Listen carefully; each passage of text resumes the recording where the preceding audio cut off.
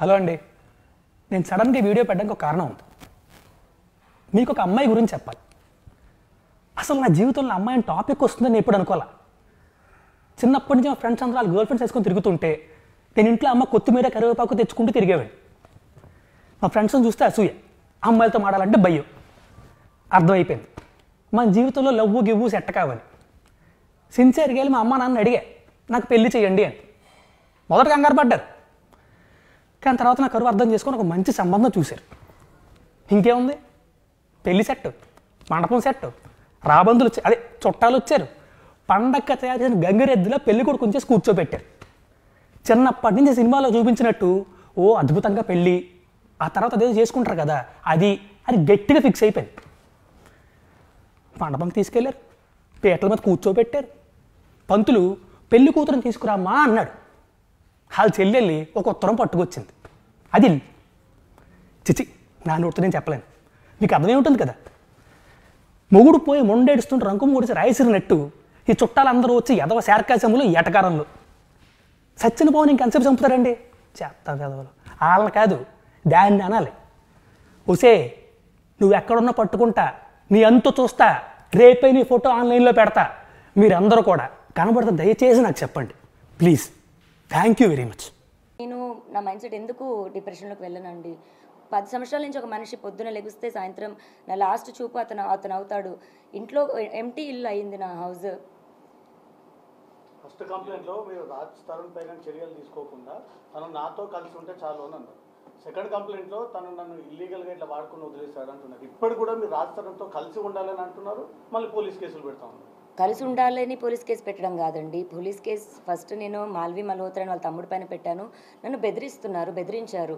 అది కూడా ఇంకా కంప్లైంట్ ఒక్కసారికి రాలేదండి. ఇప్పుడు వాళ్ళు ఉన్న 6 మంత్స్ అంటే నాకు విషయం తెలిసిన 6 నెలల తర్వాత ఇంకా నేను భరించలేక బయటికి రావడం జరిగింది. ఆ స్టేజెస్ ఎలా దాటిందంటే ఇంకా లాస్ట్ మాకు తిండి కావాలని అడిగితే అతనికి ఫోన్ చేస్తే ఆవిడ ఎత్తడం కానీ, మా పరిస్థితి మేము చెప్తే ఆవిడ వెయ్యమని చెప్తే అతను డబ్బులు వేయడం, అది ఇంకా పీక్స్కి వెళ్ళిపోయింది. ఇప్పుడు మీ అందరికీ నేను ఓపెన్గా ఎక్స్ప్లెయిన్ చేయాలంటే రోజుకో విషయం బయటకు వస్తుంది. ఆ బయటకు వచ్చిన విషయం కూడా రోజుకొక ట్విస్ట్ అని మీరు వేస్తుంటారు. ఇది ఒక్క రోజుది కాదండి, సంసారంలో ఇంకా అందరికీ జరిగినట్టే జరుగుతాయి. అండ్ ఆ మనిషి కావాలి అని అడిగాను నేను, అంతే. ఇప్పుడు పలానా రాజ్ తరుణ్ పైన కంప్లైంట్ పెట్టాలనలేదు, మాల్వి మల్హోత్రా పైన వాళ్ళ తమ్ముడి పైన పెట్టాను. వాళ్ళిద్దరితో నీకేం సంబంధం అన్న దగ్గర అఫ్కోర్స్ రాజ్ పేరు చెప్పాలి, అలా అక్కడ రాజ్ తరుణ్ పేరు అనేది వచ్చింది. కానీ రాజ్ తరుణ్ పైన కంప్లైంట్ పెట్టాలని నేను అనుకోలేదు. అది ఫస్ట్ కంప్లైంట్ పెట్టినప్పుడు అది రాసిచ్చాను. ఆ రాసిచ్చిన దాంట్లోని మాల్వి మల్హోత్రా చార్ట్ చూపించి రాసిచ్చాను నేను. అలాగే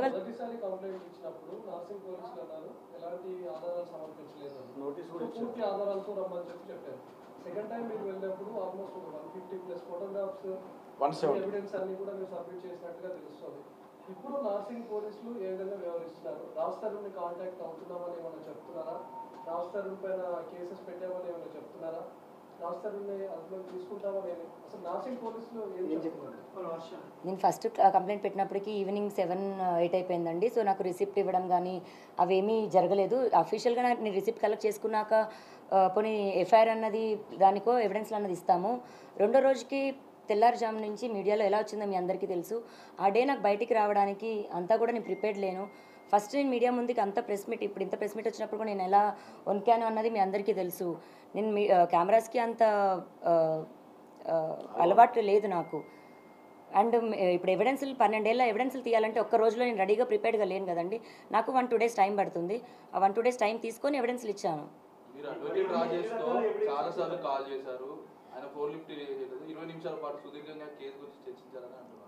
చాలాసార్లు కాల్ చేయడం ఏం జరగలేదండి, ఒక్కటే కాల్ జరిగింది. అండ్ అతను నాకు ఫస్ట్ అప్రోచ్ అయింది తనే అండి. నాకు అప్రోచ్ అయింది కూడా మూవీ అని, మీరు యాక్టింగ్ అంటే ఇంట్రెస్ట్ అని అప్రోచ్ అయ్యారు. లేదండి నాట్ ఇంట్రెస్టెడ్ అని చెప్పాను. తర్వాత నేను అడ్వకేట్ అని చెప్పారు. కంటిన్యూ అవుతుంటే మీరు రాజస్థాన్తో మాట్లాడి మధ్యలో లావణ్య అని ఒక ఆడియో బయటకు వచ్చింది. దాని మీద మీరు ఏం చెప్తారు? ఎప్పటిది అసలు ఆడియో? ఇప్పుడు మళ్ళీ నా పోరాటం ఒకటవుతుంటే ఈ ఒకదానిపైన ఒకటి లేదండి. అది లాస్ట్ ఇయర్ సెప్టెంబర్ దండి ఆడియో. అది ఆ లాస్ట్ ఇయర్ సెప్టెంబర్ నుంచే నేను మెంటల్గా ఇల్లని ప్రూవ్ చేయాలి అని ట్రై చేస్తున్న టైంలోని 3 రోజులు నాతో అతను చేసిన ఏదైతే బిహేవియర్ ఉందో అప్పుడు నేను ఇంకా తట్టుకోలేక బర్స్ట్ అయ్యి నేను రియాక్ట్ అయ్యి నేను అలా అతను నాకు చేసిన బిహేవియర్కి నేను తిరిగి ఇచ్చింది. ఈ బొగ పగిలిన ఇన్సిడెంట్ తర్వాత కాలేదు.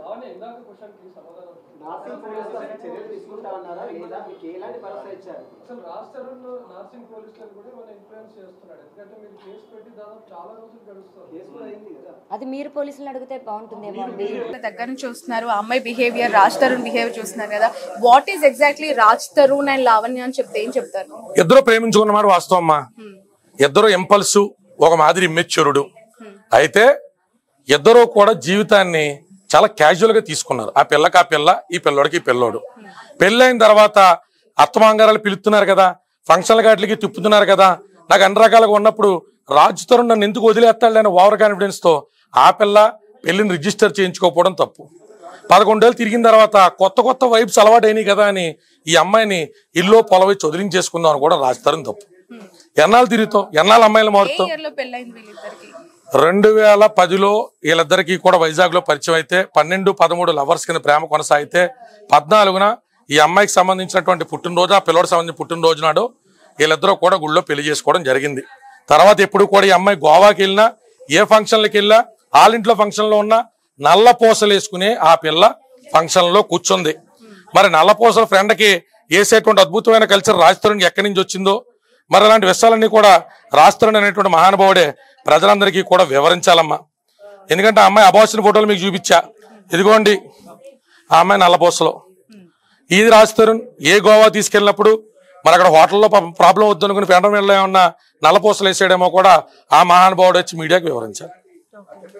సార్ మాల్వి మల్హోత్రా ఇన్వాల్వ్మెంట్ గురించి, తన ఇంటర్ఫిరెన్స్ గురించి, ఆ పిల్ల శాతం చేసుకోవాలన్నా అమ్మా, కంప్లైంట్లు పెడతాదో, కోర్టుకి ఎక్కుతుందో, బెదిరిస్తుందని తను, ఈమె థ్రెటనింగ్ చేస్తుందని తను ఆడియో క్లిప్స్ అన్ని ప్రముఖ ఛానల్లో ఉన్నాయి. ఇంకా తమ్ముడు చేసినటువంటి మల్హోత్రాని కుర్రాడు చేసినటువంటి ఇన్స్టాగ్రామ్ చాట్లు, నీ అమ్మ నువ్వు కలిపి ఆడి దగ్గర పడుకున్నారా అని చెప్పి అడిగిన అసభ్యకరమైన మాటలు ఈ అమ్మాయిని, లావణ్య చౌదరిని వాళ్ళ తల్లిని కూడా అసభ్యంగా మాట్లాడినటువంటి చాట్లు కూడా మేము పోలీస్ స్టేషన్ సబ్మిట్ చేసామా. మాల్వి మల్హోత్రా శాతం చేసుకున్నాం.